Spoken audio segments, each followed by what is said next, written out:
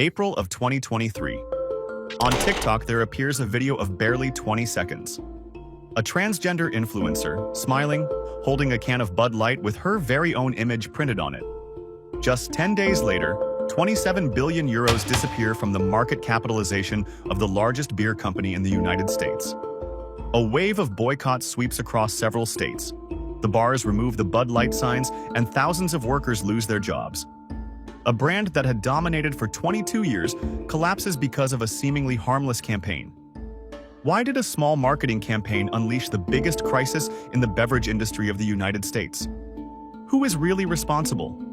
To understand the painful collapse of Bud Light, we have to go back to the beginning. In 1982, in an American beer market already saturated, Anheuser-Busch launched its lighter offspring, Bud Light. An easy beer to drink, low in calories, designed for young people and for the general public. Nobody imagined that a beer as light as a summer breeze would become a cultural tsunami, dragging all of the United States into its orbit. At that time, the analysts were saying, Bud Light is not just a drink, it is a declaration of closeness, something that anyone can grab without thinking about it too much. While the competitors were obsessing over the bitterness and the alcohol content, Bud Light chose simplicity as its strategic weapon, and they got it right. In barely a decade, Bud Light was everywhere. NFL stadiums, backyard barbecues, roadside bars in Texas. Bud Light became the second language of the United States.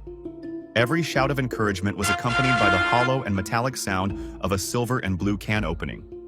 In the 80s and the 90s, Bud Light didn't just sell beer. It sold American emotion.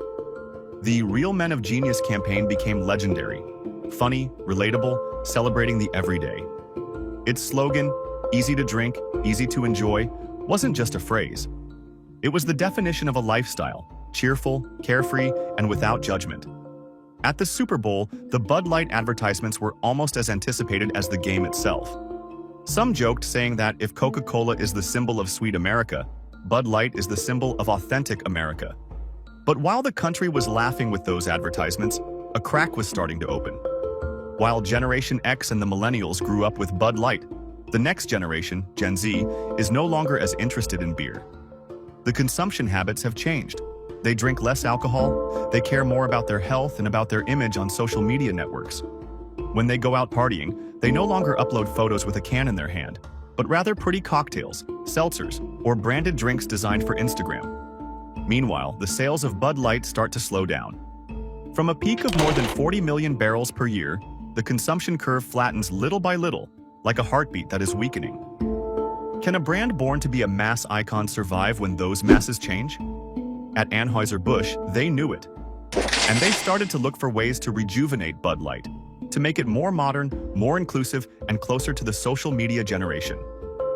That is where, silently, the strategic error begins.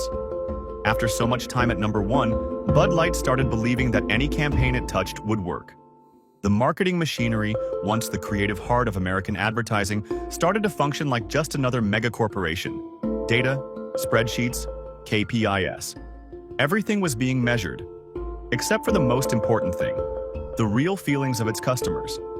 Some experts were already warning, Bud Light lives off past glories. It doesn't know who it's losing, nor who it wants to talk to. From being the beer of the average American, the brand started wanting to be everyone's beer. That sounds good. But in business, everyone usually means nobody. In 2022, in the internal meetings, the big question was, how do we get Generation Z to talk about Bud Light? A question that seemed innocent, but that was the beginning of a multi-million-dollar crisis. New executives, full of ambition and full of data, believed that by changing the message, they would conquer the young people. What they didn't understand is that every single time you change the message, you touch the identity of the brand. In mid-2022, at the headquarters in New York, the marketing directors sit around a table. On the screen, the opening slide says, Bud Light needs to evolve. The word evolve appears in deep blue. Nobody imagines that this word will also be the first chapter of a brand tragedy. Behind the plan is Alyssa Heinerscheid, a new face, young, prepared, with a modern mindset. She believes that Bud Light is too old-fashioned, too associated with loud parties and with a masculine image that no longer fits with the new generation. To save the brand, She believes they have to connect with young people and break the idea that it's a men's beer in order to make it more inclusive. On paper, that sounds good. But in the world of brands, every time you try to change the image, you are playing with the memories of millions of people. For decades, Bud Light built its identity around simple pleasures, friends, laughter, and sports.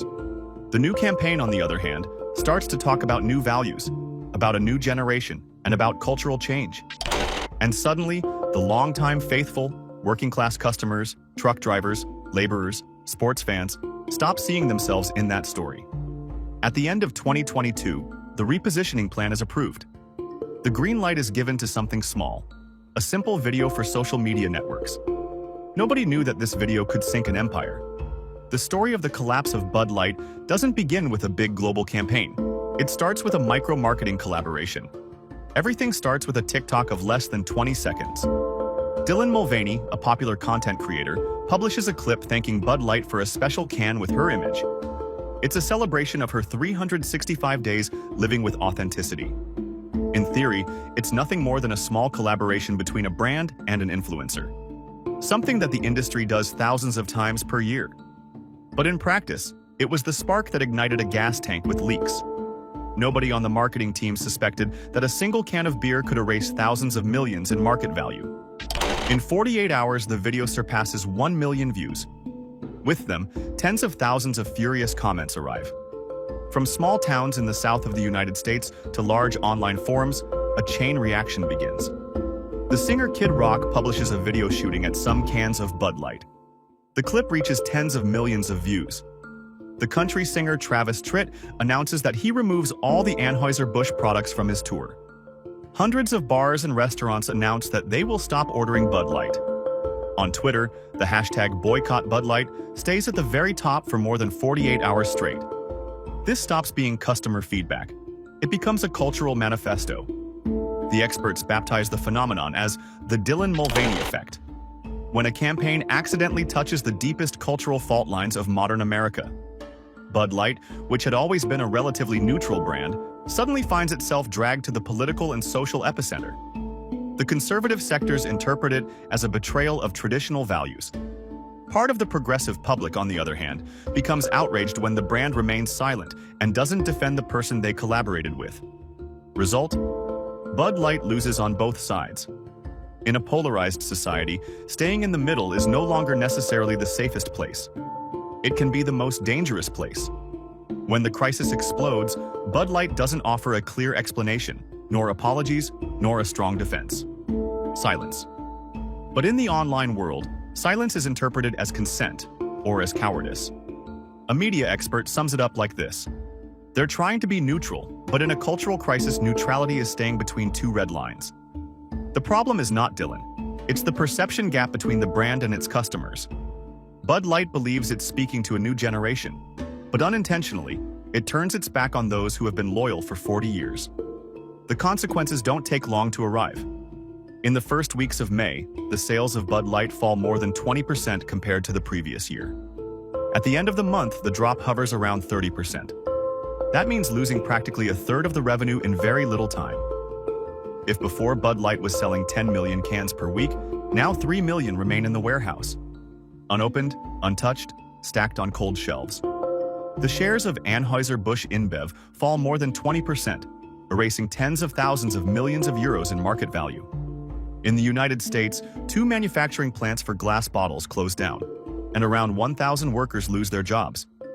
When a brand collapses, you don't just see a line on a graph going down. You hear the sound of the last bottle closing at the factory, and the sighs of the people who are left without work. Before, Bud Light was something that united. It didn't matter who you were, what you did for a living, or where you lived. Now, for many, it becomes a symbol of taking sides.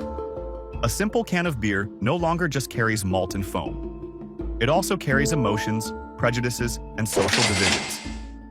An expert from Bump Williams Consulting expresses it like this: American consumers are not just boycotting brands. They are boycotting the feeling of being looked down upon. And when emotions are hurt, no campaign, promotion, or discount is enough. Bud Light can offer a 50% discount, but no discount can buy back the lost trust.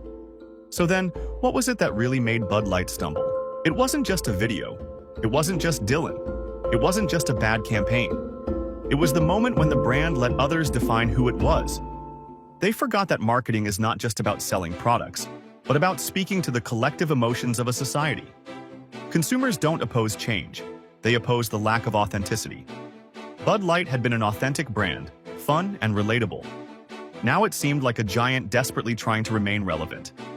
The public perceives that effort and smells the phoniness.